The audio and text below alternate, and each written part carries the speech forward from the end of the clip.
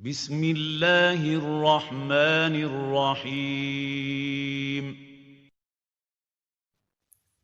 سنہری کرنیں، مسلم خواتین کی اعلیٰ اقدار کے روشن تذکرے۔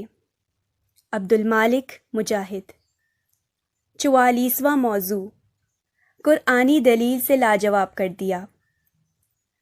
ابن ابی عوان الکاتب اپنی کتاب میں لکھتے ہیں، ام بشر المریسی کسی قاضی کی خدمت میں حاضر تھی۔ عدالت میں ایک دوسری عورت سے گواہی طلب کی جا رہی تھی اور گاہے بگاہے ام بشر اس عورت کو یاد دہانی کرا رہی تھی۔ یہ دیکھ کر عورت کا مقابل قاضی سے مخاطب ہو کے کہنے لگا، قاضی صاحب دیکھتے نہیں، یہ عورت میرے مقابلے میں آئی ہوئی عورت کی مدد کر رہی ہے۔ ام بشر کہنے لگی، اے جاہل، اللہ تعالیٰ تو فرماتے ہیں گواہی میں ایک عورت اگر بھول جائے تو اسے دوسری عورت یاد دہانی کروا دے۔ سورۃ البقرہ۔ ام بشر نے قرآنی دلیل سے مقابل کو لاجواب کر دیا۔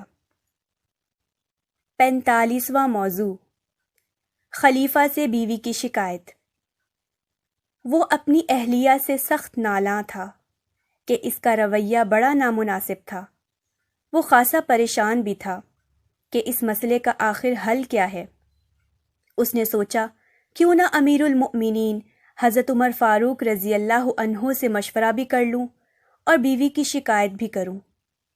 چنانچہ وہ ان کی خدمت میں حاضر ہوا۔ دیکھا کہ امیر المؤمنین بھی اپنی بیوی سے نالاں ہیں۔ اس نے سوچا کہ شکوے کا کوئی فائدہ نہیں اور بغیر کچھ کہے اٹھ کر جانے لگا۔ حضرت عمر فاروق رضی اللہ عنہ نے اس آدمی کو جاتے دیکھا تو آواز دی، سنو، تم کس کام سے آئے تھے؟ تم نے اپنا معاملہ پیش ہی نہیں کیا اور چل دیے۔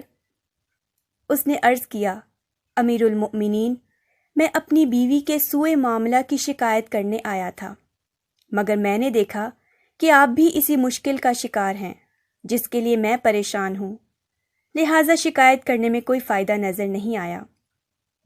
حضرت عمر فاروق رضی اللہ عنہ نے اس سے کہا، سنو میرے عزیز بھائی، میری بیوی میرا کھانا بناتی ہے، میرے کپڑے دھوتی ہے، میری ضروریات پوری کرتی ہے، میرے بچوں کو دودھ پلاتی ہے۔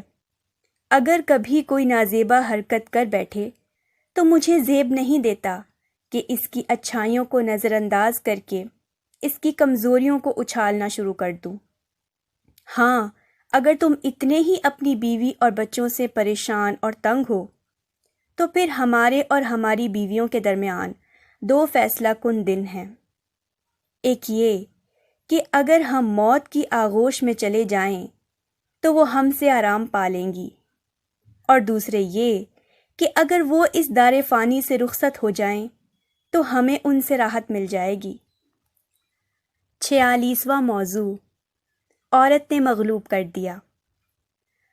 فتح مکہ کے روز بنو مخزوم کے دو آدمیوں نے ام ہانی رضی اللہ عنہا بنت ابی طالب کے گھر میں پناہ لی۔ ان میں سے ایک حارث بن حشام مخزومی تھا۔ حارث ام ہانی رضی اللہ عنہا کے سسرالی رشتہ داروں میں سے تھا۔ اسی دوران ان کے بھائی حضرت علی رضی اللہ عنہ بن ابی طالب ان کے پاس آئے تو ام ہانی رضی اللہ عنہا نے انہیں بتایا کہ انہوں نے ایک مشرک کو پناہ دی ہے۔ یہ مشرک کوئی عام آدمی نہ تھا، کفر کے بہت بڑے سرغنے ابو جہل کا بھائی تھا۔ حضرت علی رضی اللہ عنہ نے کہا، اللہ کی قسم، میں اللہ کے اس دشمن کو ضرور قتل کروں گا۔ پھر اسے قتل کرنے کے لیے تلوار سونت لی۔ یہ دیکھ کر ام ہانی رضی اللہ عنہا نے کہا، بھائی ایسا نہ کرنا، یہ میری پناہ میں ہے، اسے میں نے پناہ دی ہے۔ لیکن حضرت علی رضی اللہ عنہ نے اپنی بہن کی بات پہ کوئی دھیان نہیں دیا اور حارث کو قتل کرنے کے لیے آگے بڑھے۔ ام ہانی رضی اللہ عنہا نے دوڑ کر ان کا ہاتھ مضبوطی سے پکڑ لیا اور کہنے لگی، اللہ کی قسم، آپ اسے قتل نہیں کر سکتے کیونکہ میں نے اسے پناہ دے رکھی ہے۔ حضرت علی رضی اللہ عنہ نے اپنے آپ کو بہن کے قبضے سے چھڑانا چاہا تو انہوں نے مزید مضبوطی سے ان کا ہاتھ پکڑ لیا۔ اتنے میں نبی صلی اللہ علیہ وسلم تشریف لائے اور یہ منظر دیکھ کر مسکرانے لگے۔ ام ہانی رضی اللہ عنہا نبی کریم صلی اللہ علیہ وسلم سے کہنے لگیں، یا رسول اللہ صلی اللہ علیہ وسلم، آپ دیکھ رہے ہیں میں نے ایک شخص کو پناہ دی ہے اور علی اسے قتل کرنا چاہتے ہیں۔ رسول اکرم صلی اللہ علیہ وسلم نے فرمایا، اے ام ہانی، جسے تم نے پناہ دی اسے ہم نے بھی پناہ دی، اور جسے تم نے جان کی امان بخشی اسے ہم نے بھی امان بخشی۔